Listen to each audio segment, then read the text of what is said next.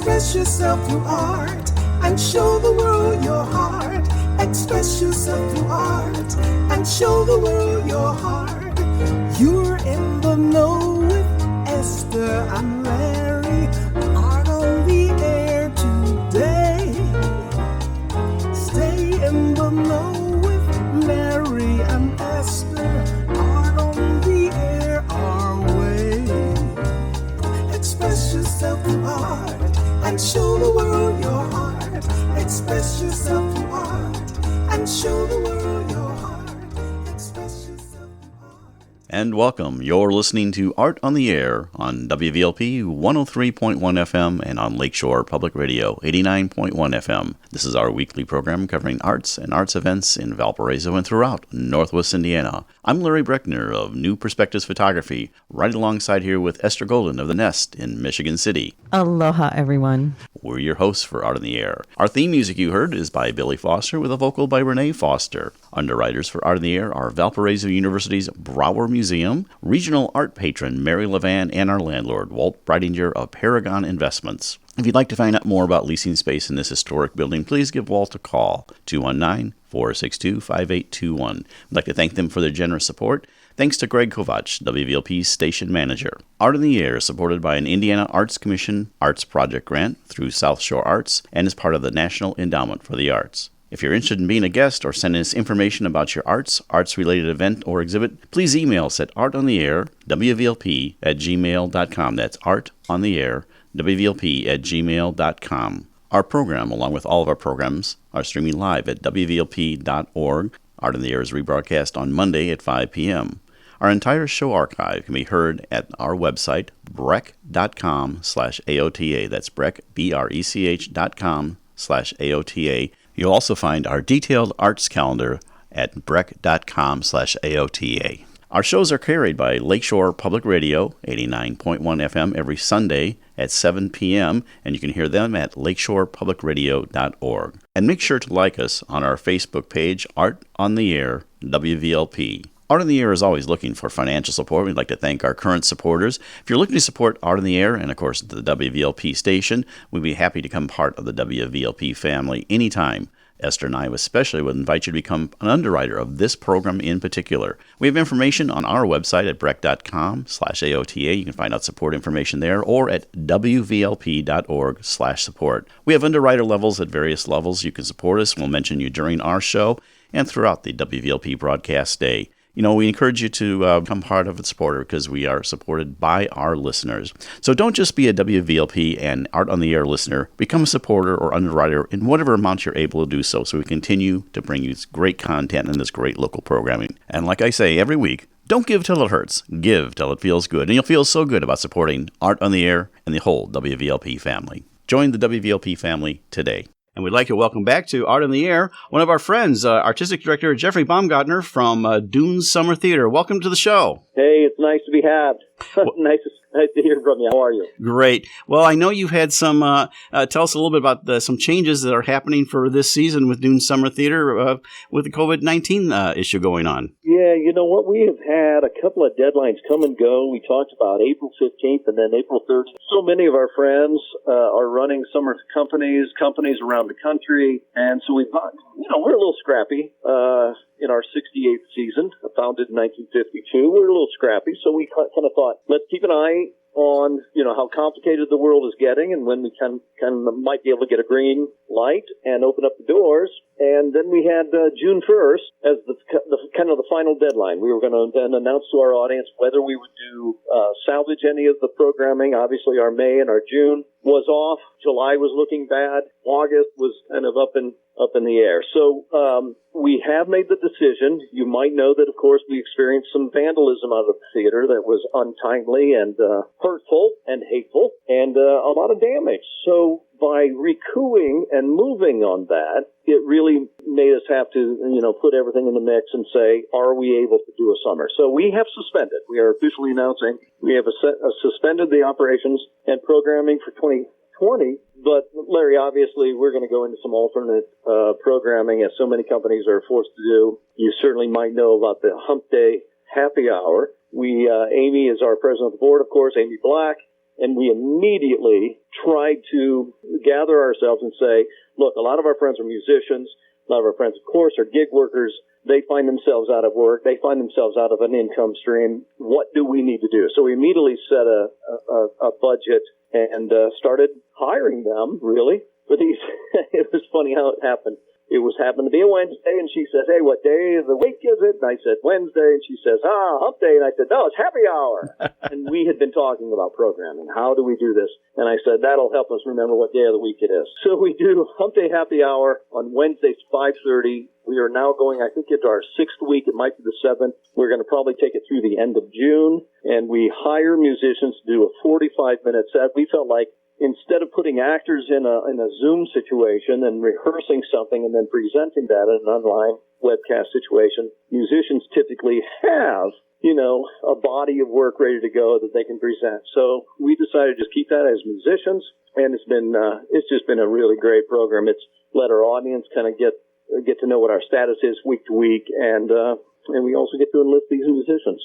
Where can they access that online? Yes, of course. That is our Facebook page. It is simply Dunes Arts. And, of course, Dunes is plural, Dunes Arts. Or you can certainly on Facebook look up Dunes Arts Foundation. And on our page, we go live right at 5:30 on Wednesdays. And, again, I think we're going to do at least 5 to 6 of them more, probably through the end of June. And can they see the archived ones you already have done? Is it only live? Right. That's right. After the musician records, it actually saves on our page. And I believe you just simply on your left-hand column, your drop-down menu is simply, I believe it's videos, and they are archived. So you can see any of those. It's been really cool because we'll see. It was such a nice surprise. Johnny V, a local favorite, kicked us off, and I think we saw something like 1,200 views. We were shocked. I thought it was going to be Amy, the president, myself, having a virtual drink, and my mother in Fort Wayne, Indiana.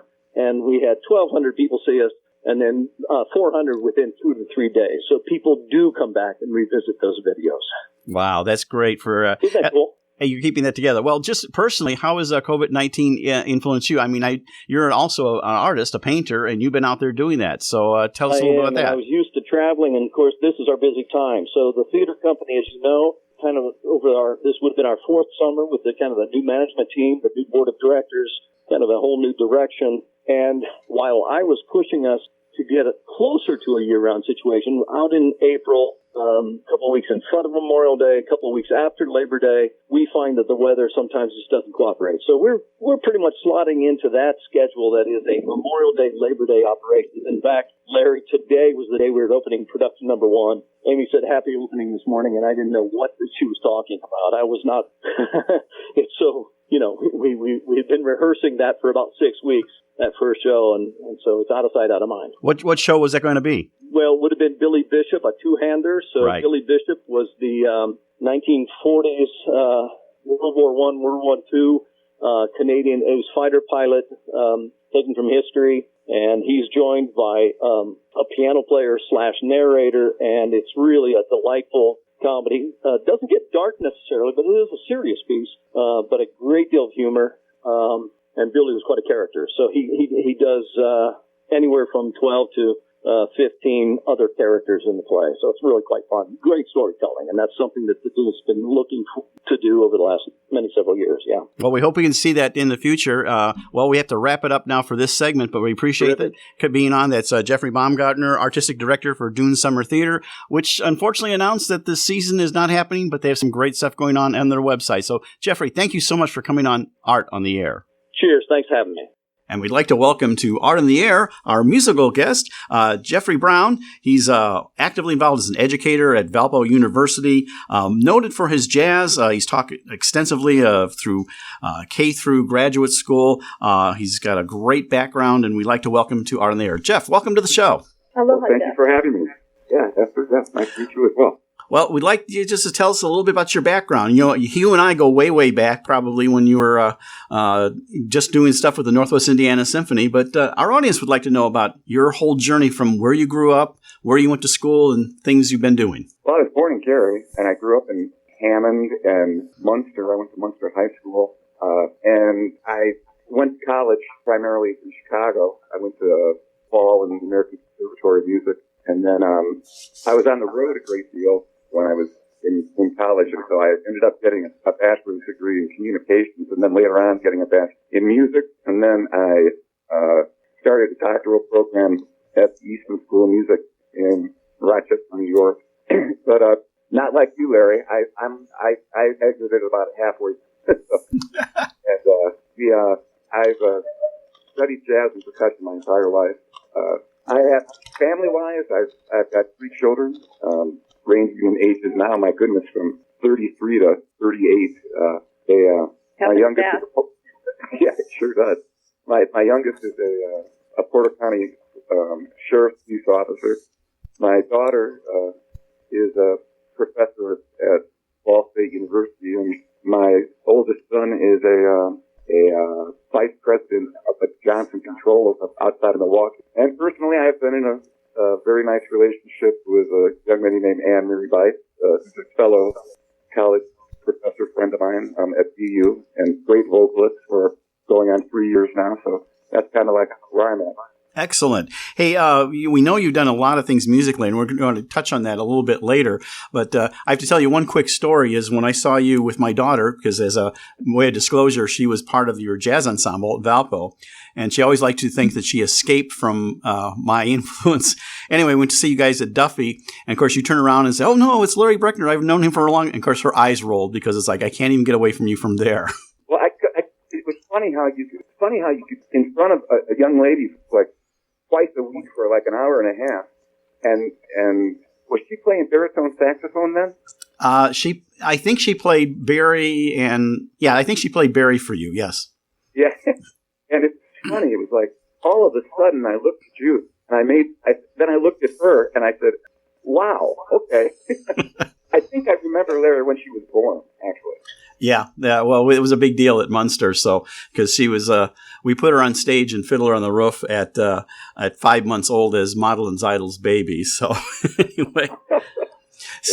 So what we want to do is maybe talk just a little about. You're currently at Valpo University doing the jazz, and you actually founded the faculty jazz ensemble. But tell us a little bit about Valpo University and a little bit of what's going on there. Well, I started the Valparaiso University Jazz Festival 35 years ago. This year would have been the 35th year, but we all know what's going on, so that didn't happen. There was really no jazz program when I started back in like around 1979, and they brought me on primarily to be the percussion instructor. And then they asked me to direct the jazz ensemble, and from there, there was a need for venues. There was a need for activities for the students to perform because there was none established. So that's when I came up with the idea for the Jazz Festival. And the Jazz Festival grew from a day and a half to 6 days, and with a budget that from the first year multiplied many times. And we've had the opportunity to have some excellent artists out there, from Maynard Ferguson to Curtis Fuller to Bobby Watson.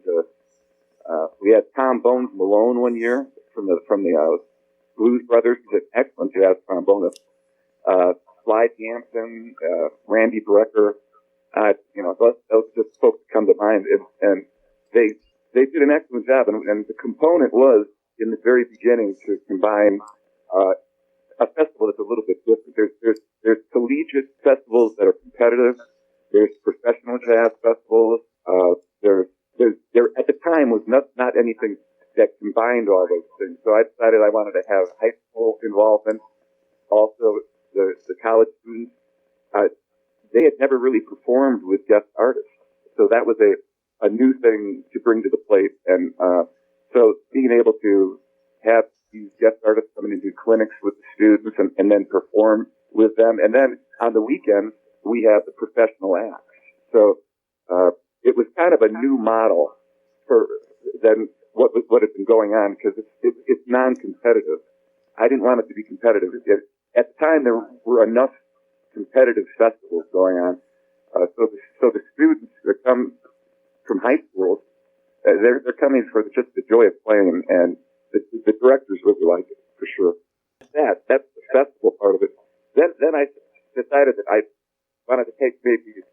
advantage of this and get performing involved in it. And so I formed the Faculty Jazz Trio, which for over 30 years had Billy Foster on piano and Bruce Evans on bass.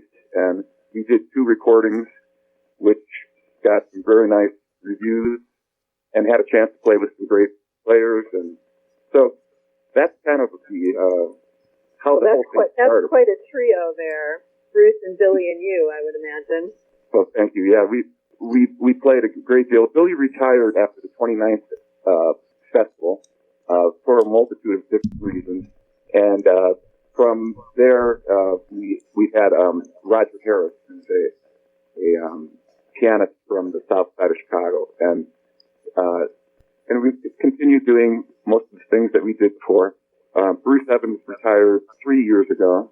You're listening to Art on the Air, WVLP 103.1 FM, and on Lakeshore Public Radio 89.1 FM.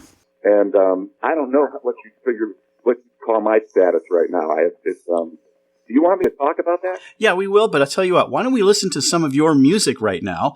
So you do a variety of different things, orchestra, trio, Dixieland and everything. So why don't we take a listen to that right now and see how that is. So this is the wide variety that we have from Jeffrey Brown.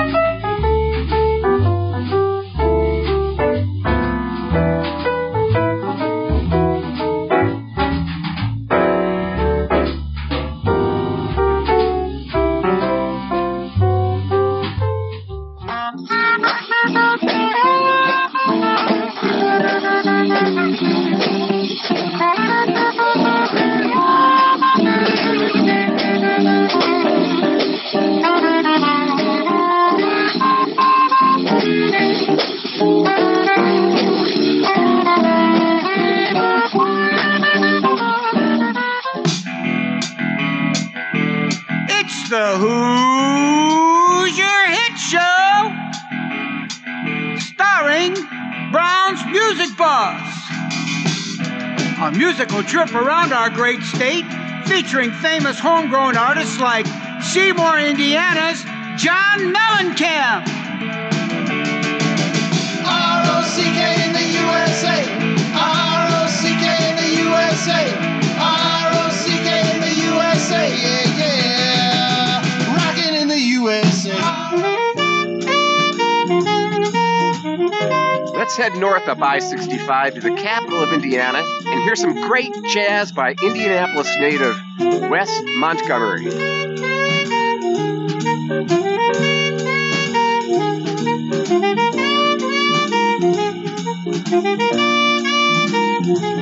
Yeah, this show about Indiana. This show is a trip.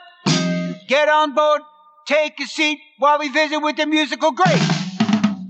When I'm back home in Indiana, on the music bus is where I'll roam.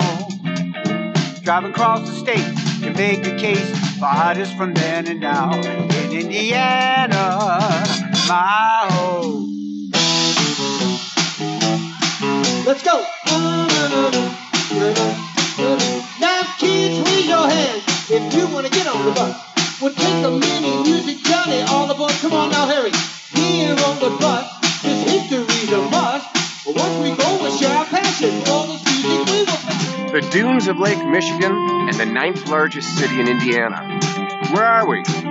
It's the Steel City of Gary, Indiana, and the hometown of Michael Jackson and the Jackson 5. Dance and shout. Shake your body onto the ground and dance and shout. Shake your body onto the ground and dance and shout. Shake your body onto the ground and dance and shout. And there's Jeff Brown and all the different things, the musical styles that he performs. That was a wide variety. It sure is. So tell us a little bit about each of those. You have different ensembles, so just tell us a little bit about each one. Yeah, and I think that's most likely the most anybody's heard me play rock and roll on the radio in a while. Well, basically, I'm a professional musician, and these are different ways that I work, and at times I started with my orchestra, which is basically it varies in size from 5 musicians to 8 or 9, depending on the engagement. And we do various types of repertoire for weddings, for openings, for fundraisers, for conventions, things like that. And that was Night and Day and Best of My Love. And all of these things are up on my website. And actually, but Larry, you did a really good job splicing that together, because these weren't from MP3s. These were from just directly right off my website, and that's jeffbrowntrio.com. And then after the orchestra went into my trio, which I do a lot of private parties, background music for various types of events, and that was Joe Bean's Girl from Ipanema and George Brown. But the repertoire of the trio, that's piano, bass, and drums, and sometimes it's guitar, bass, and drums, and sometimes we had a vocalist. Yep. And then you had the Dixieland Quartet. Bill Boris out of Naperville. He's a great player, and he's a good friend. And he's one of the associate chairs at Columbia College in Chicago. Oh. So what are you doing now to segue into playing during this time? Have you been doing any online practicing or conferencing that way? I know a lot of musicians. Yeah, teaching took an absolute. I mean, it changed drastically because it happened so quickly. Now at VU, we had started spring break, so we had a little bit more preparation to when the conclusion of spring break was that we could turn things around. So I taught percussion online with a Google Meet type of thing, and with some Zoom. But the problem was these are college musicians that in some instances didn't have percussion instruments at home, and so I had to restructure it more like doing clinics and things like that. And with the jazz ensemble and the jazz combos, I suggested different repertoire for them to listen to, and yes, but it changed drastically. Piano instructors were teaching piano, Anne-Marie Bice, she teaches piano online, and indeed vocalists online. A lot of the brass teachers were teaching online because most of the brass students own their own instruments, etc. So it was a little easier to do it in some of those veins. performance-wise, there's been some great creative things out there, and there's been a few colleges that have led the way in that. Like, for example, Columbia College in Chicago is doing great things with it. If you just Google Columbia.edu or whatever their website is, you'll see some great things being done online. But it has drastically changed. And now we're in a place we don't know if we're going to be starting in the fall like this or with face-to-face. Well, these decisions are being made now. You know, Jeff, one thing I wanted to do before we got off your music is talk about the Jeff Brown Music Bus and how that works. Your music through the decades and who's your hits. Yeah, well, after the trio, you heard a little bit of my Dixieland group, which is a Dixieland quartet, and we do fairs and we do fundraisers and corporate events and conventions and things like that. Brown's Music Bus came about at about 30 years ago. I was thinking, gee, how can a musician make money during the day?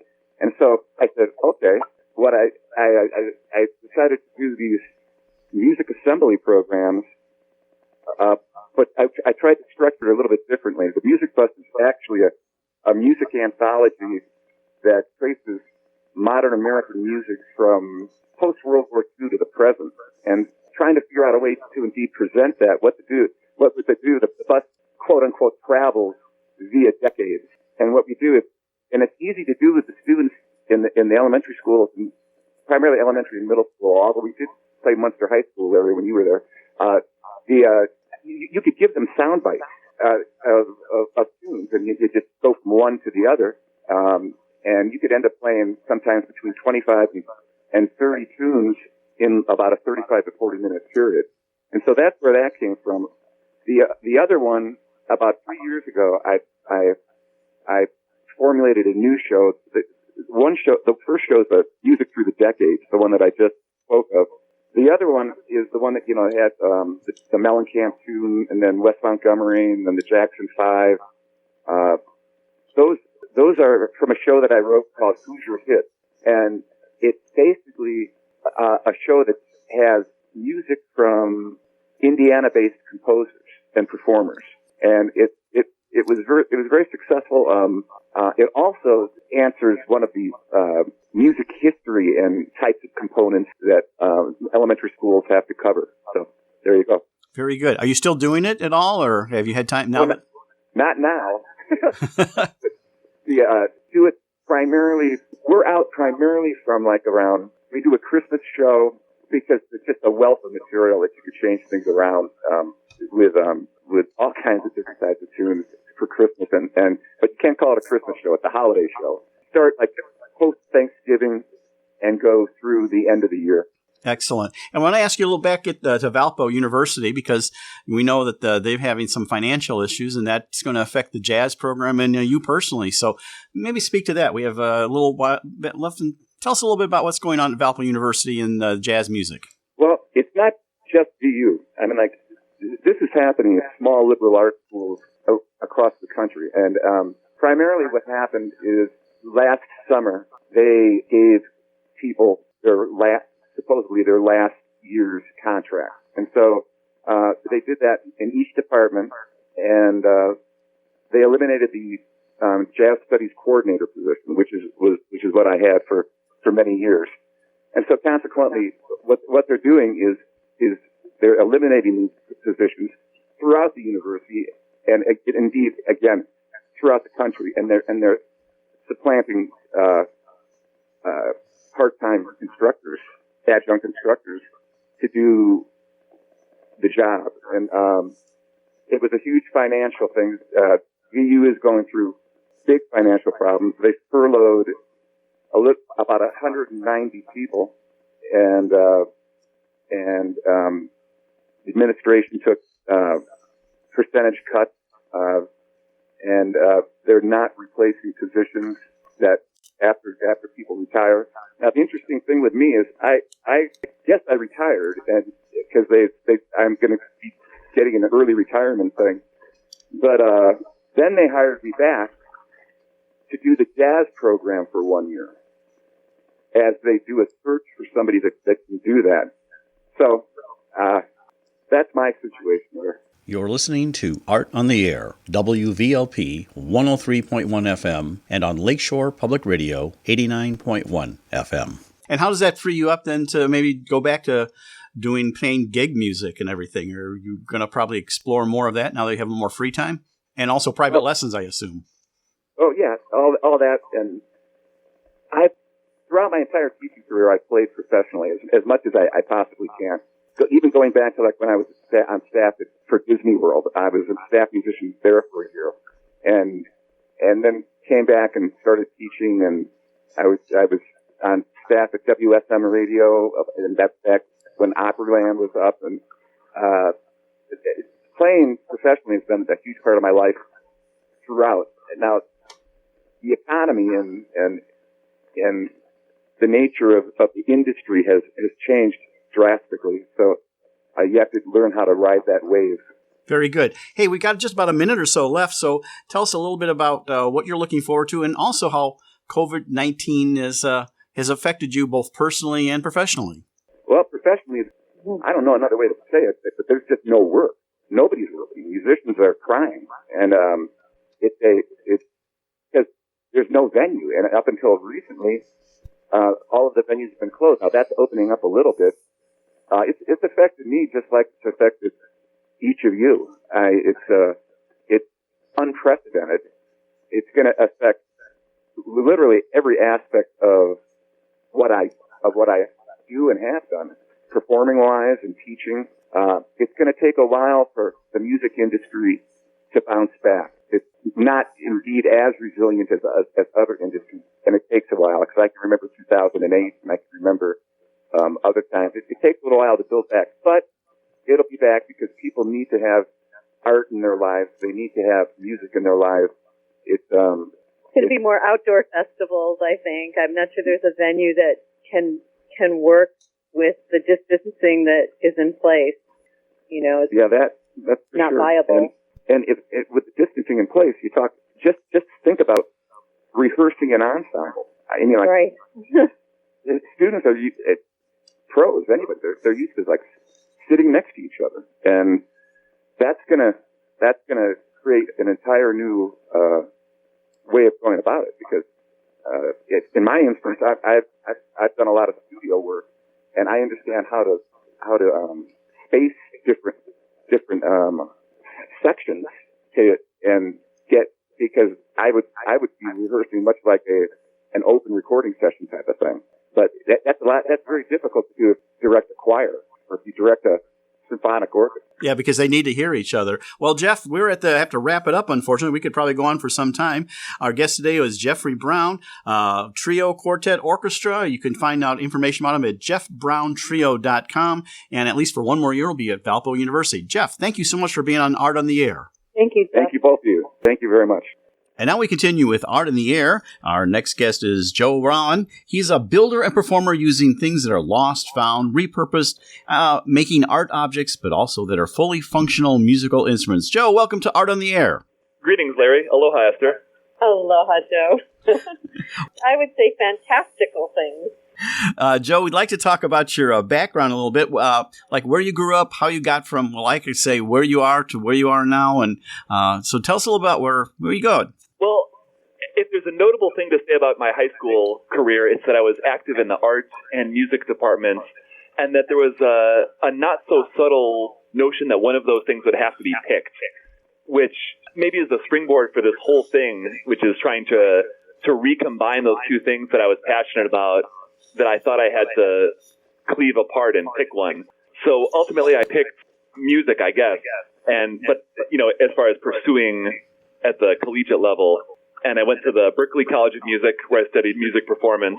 But even as far back as that, I can remember a real yearning to have an artistic, practice, I guess. It was clear to me then that while I was studying music that there was something that I was good at that I was not making use of. So that kind of tells what you need to know about high school and college. One question I have is, what was your instrument, your mainstream instrument that you studied? That's a little bit, there's some importance there also. My instrument was was bass. But I was playing at the time a 6-string bass, and I was trying to sneak into the guitar seminars to learn how they do some of that jazz chordal stuff. And also about 2/3 of the way through, I started taking lessons on bass clarinet. So also in college, I was having some kind of premonitions about not wanting to be just one kind of thing, wanting to be like kind of a one-man orchestra. Very good. Now, where did you grow up? I hate to tell you this, but I grew up in Illinois. Can I still be on this program? You sure can. We have a lot of people on from all over. I admit it. I'm from Illinois. That's okay. Yeah. And how'd you land in our area here? I moved. You know what the funny thing is I moved here from Los Angeles, which makes it seem less glamorous than you might think. So I live in Munster, and when I tell people I live in Munster, they go, "Ooh, Munster." but having come here from Los Angeles, when I got to Munster, it's kind of like, all right, Munster. Well, I worked in Munster for many, many years. I was at the Center for Visual Performing Arts for 6 years, and then I moved to the school system. I was the auditorium and theater director there, and just retired in 2016. I was there for 18 years. So Munster's dear and dear to my heart. It's a lovely place. I have no qualms. So, Joe, when you say you wanted to be a one-man band, were you influenced at all by, what was it, Bert and Mary Poppins as the one-man band? Was that like, because I know that sticks out for me, is I was just like, wow, you can do all of it at the same time? Not so much simultaneous, but I think for me, there's something that's embedded really deep in my personality that expresses in many ways, and one of them is that being kind of allergic to borders and labels and categories, and so this has cropped up many times, but like, you know, I played guitar when I was in junior high, playing in people's garages and stuff, and I was in a little group with a bunch of guys who play guitar, and so I said, oh well, I'll get a bass, and I could not have predicted the response from people when I said I was getting a bass, and people go, oh, I thought you were playing guitar. I was like, well, yeah, I play some guitar, play some bass. What's the big deal? But that reaction, I don't know, just from so many people, my parents included, like, oh, I thought you were going to play guitar. It's bass now. For me, though, these are just they're just tools. You know, the thing that you're going to do is you're going to express something and emote something and do all this other stuff. And whether it's a guitar or a bass or something you make or a clarinet, these things do not seem like things that are radically different to me. I know. Well, personally, I'm the one pinging the woks and the ceramic cups and the bowls, and I was completely always boinging the doorstop, you know, for the sounds that they make. So, and if I can percuss on it or bang on it, you know, that was me growing up too. Joe, my question is, how did you move from traditional instruments to deciding to create your own instruments? I had some notion of creating instruments as far back as my teen years, and every time I put a toe in the water, I found that I kind of didn't have the building chops.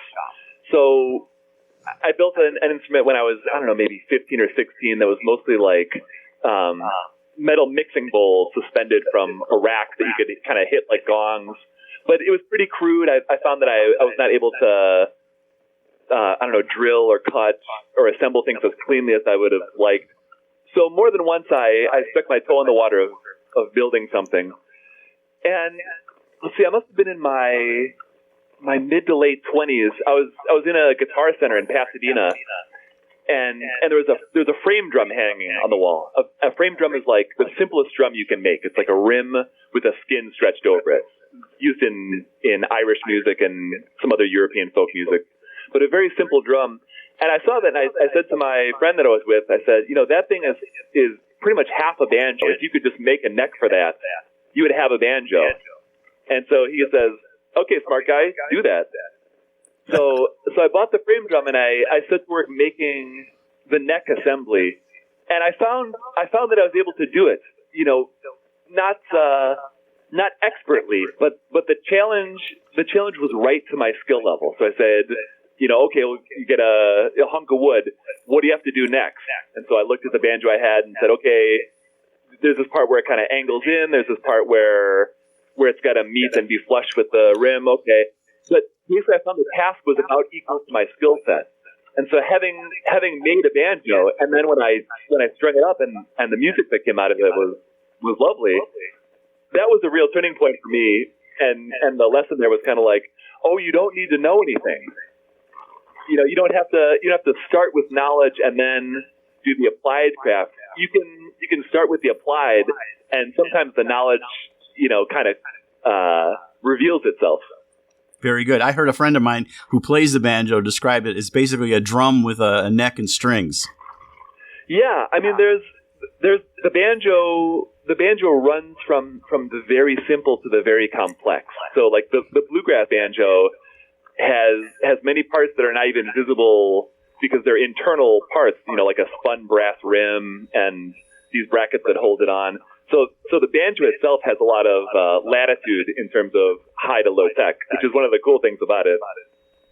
Very good. Can you describe some of what your instruments are? I mean, like the names of them, and I mean, you'll have to go to your website, which is joerauen.com, and you can actually Larry, you have to go to my website. I mean, nowadays, to not go to my website, you'd really be missing out. Well, that's what I'm saying. I'm going to try to give that web address, which we'll do a couple times, and so they can see all the unique instruments. But maybe describe for our listeners, like some of them, especially on the first song that I think we're going to play. We'll be playing a Psychic Doghouse at the Dawn of Time, and you have a bunch of created instruments there. So tell us a little bit about some of those instruments. They're mostly instruments that start with some kind of either household object or something that you might recognize from another application that is like the nucleus of the instrument. And many of them have that and other things added to them to make something that resembles a musical instrument. So, for example, there's a banjo whose body is a tennis racket and has canes kind of flanking either side of it, and then a neck that protrudes the same way that a regular banjo neck might come off of the body. There's a bass guitar made out of a suitcase, a shovel guitar. There's one that's basically a 2-string guitar with a giant hole cut in the center of the body, and a cane, hockey stick, broom, and tennis racket as necks. I've got a kitchen sink that I play. Things like that. That's kind of maybe a representative sample. Playing the kitchen sink, that's probably a really neat example of that. So why don't we take a listen to one of your songs? And like I said, it's a Psychic Doghouse at the Dawn of Time, and we'll talk a little bit about that. And so I'll get ready, and we'll play a Psychic Doghouse at the Dawn of Time.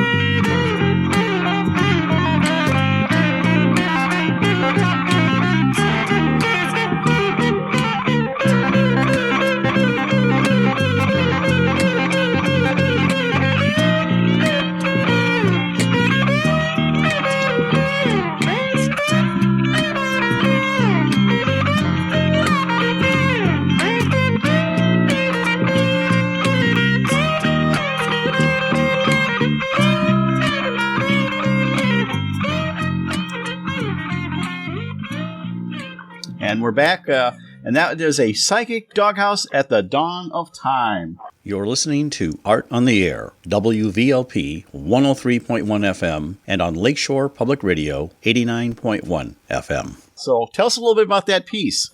Boy, that was lovely. I really enjoyed hearing me. That's a piece that's put together with a variety of PVC clarinets and bass clarinets made out of the same stuff that you get at the hardware store, but in pretty unusual configurations. And so a trio of those clarinets that basically make a pad for me to wail over with my electric shovel. And I kind of had in mind a couple things there. One is the saxophone playing of Rollin Kirk, who is someone who pioneered the technique of playing 2 and even 3 saxophones at once. And also who, one of the things that stuck with me about Rollin Kirk is the really exciting and enigmatic song and album titles. So the trio of clarinets and the enigmatic song title are kind of Kirk sort of originating things. And a song like that to me makes me think of some of the great Frank Zappa tunes. There were basically, he would set himself up ideal conditions to just wail on his guitar, which I love Frank Zappa, and I love those tunes that he had that were basically just extended guitar jams, but he conceived them in such a way that they would be palatable for the listener. I got a question. I know you said you didn't like to categorize things, but what would you describe your music as? I mean, you said it's got a little Frank Zappa. Would you have a category in general you would say what your music is, or besides being unique? Mischievous. Okay, I'll take that. Put that in the mischievous category. Yes. Now you've. I love the quote. The world is just full of musical potential. That is just like the happiest thing to think about. Well, I have you in mind when I say that, as if you're a person that goes around clinking and plinking the things you find, because there's so much of it that's just under this gossamer thin layer that we call acceptable behavior. Just underneath that is this rich musical world, and anyone who's dragged a stick along a picket fence can attest to that. Yeah, leaving heating. I keep a heating grate out of my eyesight because I'm definitely going to take that stick and use the heating grate. Just like that too. Heating grate is great. I think most people know that their kitchen sink is full of musical potential. Those little doodads that keep your door from hitting the wall behind it. Those are great. Those are so good. That's what I boinged all the time. I just thought that sound was so fabulous. Hey, Joe, where have people in the past, at least, seen you perform? Tell us a little bit about some of the venues you've been in. I've played a lot of the usual places around the region. So I've played at Paul Henry's. I've played at Substation 9 in Hammond, which is adjacent to Paul Henry's. I've played at the Art Barn's Art Blitz. I've played at South Shore Arts for the reception for Things Go Bump in the Night. And I've done some playing in Chicago as well. My last gig before the shelter in place was at Cafe Mustache in Chicago. And before that, I had about a year-long residency, a little longer, at the Ace Hotel in Chicago. And that was a place that I kind of cut my teeth playing because it was a 2-hour gig. And, in order to fill 2 hours with one person can sometimes be a daunting task. So after doing that for something like 15 months playing a solid 2-hour set, I kind of got to know myself and what I was capable of playing. You brought up about COVID-19 and how that's influenced you. Tell us a little bit how that's impacting you in terms of your gigs and things. Or does it cause you to actually do more creation of instruments? Yeah, the direct impact is that the gigs I had scheduled were all canceled. And this was a tough time for that to happen because this year I'm a recipient of the Indiana Arts Commission's Individual Advancement Program grant. And I had pitched to them building an enormous sculptural stringed instruments, vibrantly painted and all this other stuff. And I basically said, I'll make this thing over the course of 10 months or so. And in the last 2 months of the grant period, I'll play it in the 3 counties that South Shore Arts supports. So Lake Porter and LaPorte. And I had the gig set up more than a year ago. And for me, the crown jewel is playing at the Toll Theater, which is not only it's a building I love. It's just a few miles from my house. I ride my bike past it when I ride my bike. That had been a place where I had long thought I could really do my thing at the Toll Theater. So I had the Toll scheduled as the place to premiere, and 4 other gigs in the neighboring counties, and basically all of those are in the process of being rescheduled. So Art Barn in Valparaiso has a tentative date for me. I think a solid date for me in August, and the Miller Beats Creative District has a date for me. But basically everything else on my books is kind of in limbo. Yeah, I understand. Yeah, I'm on the board of Chesterton Art Center, and we just canceled our art fair in early August, because we just are fearful of that. But so that I'm sure the Indiana Arts Commission will be very forgiving. We both, Esther and I, have served on the grant committees, and I know I've heard through seminars that they are really forgiving of the situation. So I don't think you have anything to worry about with the Indiana Arts Commissions. Yeah, they've been nothing but accommodating, and it's the right thing to do. I'll add that I don't think there's any reason to try and get people back together prematurely. So, but as a performer, the thing for me is being there with people, and I like the spirit of what people are doing right now with the sort of quarantine concert mentality. But for me, the whole thing that I'm presenting is supposed to be about a rich, multifaceted, surprising kind of experience. And for me, I think just turning on the webcam doesn't capture the thing that I'm trying to give. For me, I'm still trying to figure out what I can do that connects with people, that approaches what I was doing before. I certainly understand that, being a theater person myself and theater directing. And even though I did videos of our performances, there's something lost from a live performance. I agree with you. Hey, we'd like to hear one more song, Joe. The Simple Act of Combustion, I think it is. Tell us a little bit about that, and we'll play that. This is a tune that has a whole variety of household percussion instruments, forks and knives and spoons and crumpling tinfoil.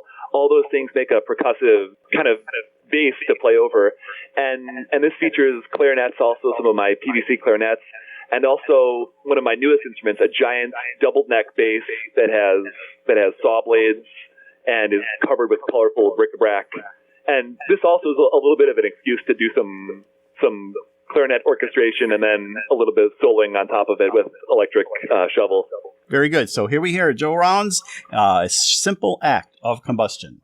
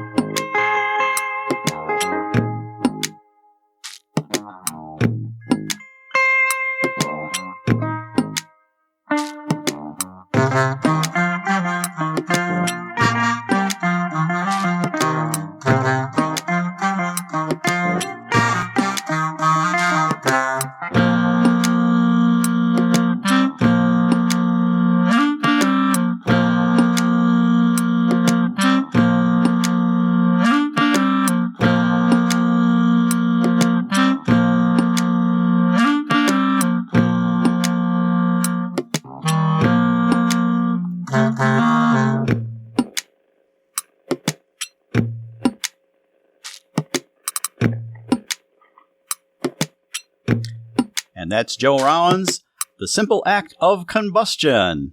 That was delightful. So you know what I would love to talk about, Joe? I would love to talk about the vina and how I noticed Finally. I just, it's an instrument that I love, and I love the person you are working with tremendously. I think she's brilliant. So can you sort of update us on the vina? Yeah, are you talking about Sarah Ranganathan? Yes, I am. Yeah, she's a brilliant vina player and singer in the Chicago area, and the vina is a stringed instrument that predates the sitar. So the vina is probably what the sitar evolved from. And so she plays that instrument, and I study with her sometimes. What I do is I bring a guitar that's tuned like a vina, because I don't have the chops to play a vina, and I don't own one. But basically what she's doing for me is showing me some of the rudiments of Carnatic music, which is one of the two main branches on the classical music of India's tree. And in the West, we know a lot more about the branch that is rooted in North Indian music, because Ravi Shankar is a proponent of the North Indian tradition. And so all that stuff that he brought into rock and roll, via the Beatles and his collaborations with Yehudi Menwine, all that stuff that made its way into the West is the North Indian tradition. And there's a lot of really interesting stuff from the South Indian tradition that has not really percolated into the Western vocabulary. So some of the music that we work on is just really out of this world. Joe, it's about all the time we have, unfortunately. It's been a great interview that we've been interviewing Joe Rauen on Art on the Air. You can see all more about him at joerauen.com. So thank you so much for being on Art on the Air. Thank you so much for having me. Thank you. And we'd like to thank our guest today for being on Art on the Air, which is heard every Friday at 11 a.m., rebroadcast Monday at 5 p.m., and Sunday at 7 p.m. on Lakeshore Public Radio 89.1 FM. Your hosts are Larry Breckner and Esther Golden. Thanks again to Greg Kovach, WVLP's station manager. Underwriters for Art on the Air are Valparaiso University's Brauer Museum and Walt Breininger of Paragon Investments. Also, Mary Levan is our art patron supporter. Art on the Air is supported by the Indiana Arts Commission Arts Project Grant and the National Endowment for the Arts. If you're interested in being a guest or send us information about your arts-related event, exhibit, please email us at artontheair, WVLP@gmail.com. That's artontheair, WVLP@gmail.com. See you right here next week, 103.1 FM and 89.1 FM, Art on the Air. Aloha, everyone. Have a splendid week. Express yourself through art and show the world your heart. Express yourself through art and show the world your heart. You're in the know with Esther and Larry. Art on the Air today. Stay in the know with Larry and Esther. Art on the Air our way. Express yourself through art and show the world your heart. Express yourself through art and show the world your heart.